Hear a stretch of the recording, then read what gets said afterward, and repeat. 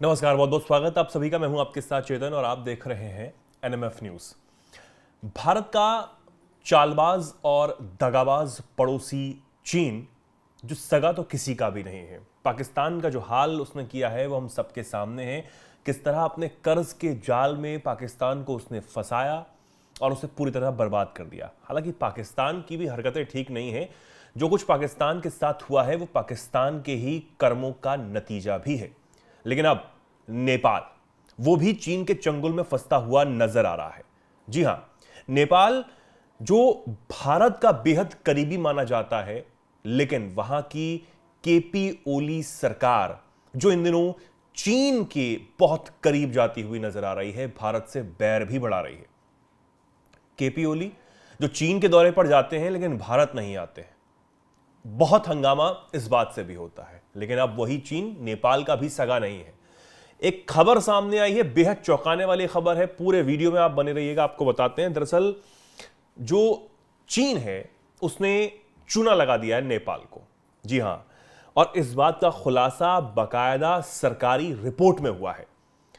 नेपाल की संसदीय समिति की एक जांच रिपोर्ट सामने आई, 36 पन्नों की यह रिपोर्ट, जिसमें चीन के चालबाजी का खुलासा हुआ है कि किस तरह चीनी कंपनी ने नेपाल के पोखरा अंतर्राष्ट्रीय एयरपोर्ट को बनाने में करोड़ों को घोटाला जो है वो किया है। और उसके बाद उससे पहले इस प्रोजेक्ट को मिलने से पहले किस तरीके से रिश्वतें दी गई सांसदों को या फिर अधिकारियों को, उनको फंसाया गया। और उसके बाद जब ये प्रोजेक्ट बनाया, यानी कि ये एयरपोर्ट जब बनाकर तैयार किया, तो इसकी गुणवत्ता पर भी अब सवाल खड़े हो रहे हैं। अच्छी चीज़ों का इस्तेमाल इसमें नहीं किया गया है, घटिया उपकरणों का इस्तेमाल इसमें किया गया है, और जो तय मानक थे, यानी कि जो कॉन्ट्रैक्ट के हिसाब से जो चीज़ें थी उसके हिसाब से भी काम नहीं किया गया है। ये पोखरा अंतर्राष्ट्रीय एयरपोर्ट, जिसको लेकर नेपाल को बहुत उम्मीदें थी कि यहाँ पर अंतर्राष्ट्रीय जब ये एयरपोर्ट बन जाएगा तो टूरिस्ट की संख्या बढ़ जाएगी, बाहर से यात्री जो है वो यहाँ पर आएंगे, नेपाल में जो चीज़ें हैं उनको देखने के लिए आएंगे, और नेपाल का जो टूरिज्म है वो भी बढ़ेगा, अर्थव्यवस्था है वो भी बढ़ेगी।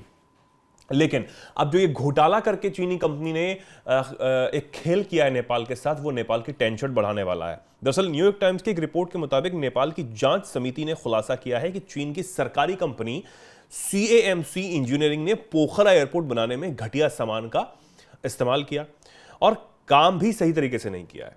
इससे पहले साल 2023 में न्यूयॉर्क टाइम्स ने अपनी रिपोर्ट में कहा था कि इसी चीनी कंपनी ने प्रोजेक्ट की लागत जानबूझकर बढ़ा दी थी, और नेपाल की जो कोशिशें हैं वो लगातार कमजोर होती हुई नजर आई थी। तो ये एक तरीके से नेपाल को झटका ही है। तमाम चीजें जो भी कुछ गड़बड़ियां लग रही थी, उसके बाद 11 लोगों की एक टीम बनाई जाती है और वो टीम जांच करना शुरू करती है, जिसके बाद ये 36 पन्नों की रिपोर्ट जो है वो सौंपी जाती है। और संसदीय समिति ने इस रिपोर्ट के जरिए, इस रिपोर्ट के हवाले से तमाम जो जानकारियां हैं वो दी हैं कि भैया चूना लग चुका है बहुत ज्यादा वाला। अब बहुत अरबों डॉलर का, जो करोड़ों डॉलर का जो निवेश यहां पर किया गया था, उस पर भी सवाल खड़े हो रहे हैं और बहुत सारी चीजें जो हैं वो सामने आ रही हैं।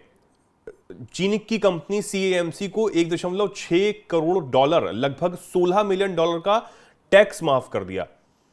ये नेपाल के अधिकारियों ने ये किया है, ये रिपोर्ट्स के हवाले से खबर है।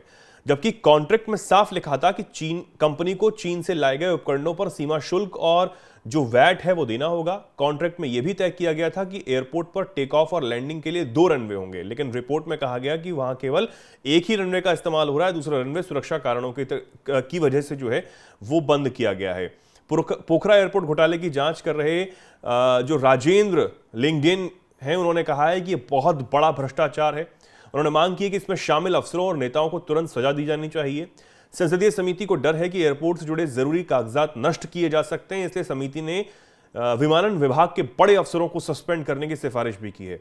इसमें विभाग के मौजूदा प्रमुख का नाम भी शामिल है। आप सोचिए कि कितने बड़े स्तर पर यह घोटाला होने की बात जो है वो इस रिपोर्ट के जरिए सामने आई है। अब ये रिपोर्ट जो है वो बहुत कुछ कह रही है और चीनी कंपनी ने बहुत चालबाजी से बहुत शातिराना तरीके से जो घोटाला यहां पर करने की कोशिश की है, भ्रष्टाचार यहां पर किया है, वो बहुत बड़े सवाल खड़े करता है। अब केपी ओली सरकार पर भी सवाल खड़े होना तय है कि वो चीन जाकर आखिर क्या करने गए थे। चीन से वो मदद तो मांगने गए थे, लेकिन ये चीजें हो रही थी, क्या ये उनकी नजर में नहीं थी? बहुत सारे सवाल अब खड़े हो रहे हैं। फिलहाल आप इस पर क्या सोचते हैं, क्या कुछ कहना चाहते हैं, कमेंट सेक्शन में लिखें और जुड़े रहें, देखते रहें एनएमएफ न्यूज।